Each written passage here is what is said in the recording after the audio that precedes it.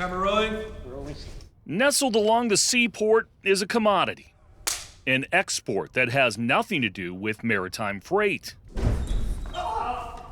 We are on the set of Thai Guys right now, which is an Asian American sketch comedy show, kind of like Key and Peele, but we're Asian. Nuke Sawanchot Yo! and a full crew are filming at the Harbor Island Studios, a more than year-old $2 million county investment and effort.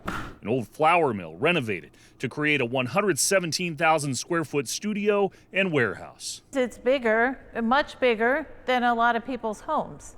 And it is space that is big enough to create sets in, to build out what filmmakers dream of right here. Kate Becker is King County's creative economy director. I like to say we've been exporting our film talent for decades. Time to bring them home.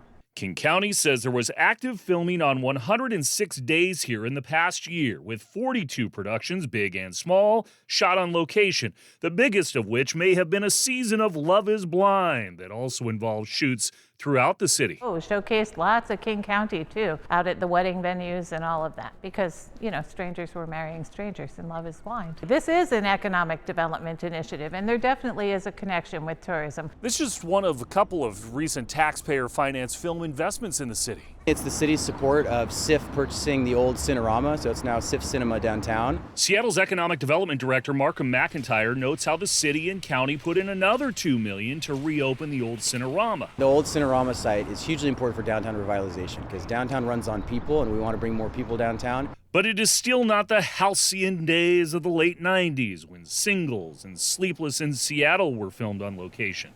HBO is filming the next season of Last of Us, based in Seattle, in British Columbia instead. Does that make you sad, angry? Does that put wind in your sails to try and bring film back? It's frustrating and it's motivating. I didn't even think about going up north because once we went to Canada and they were like, hey, do you got a work visa? And we were like, yeah.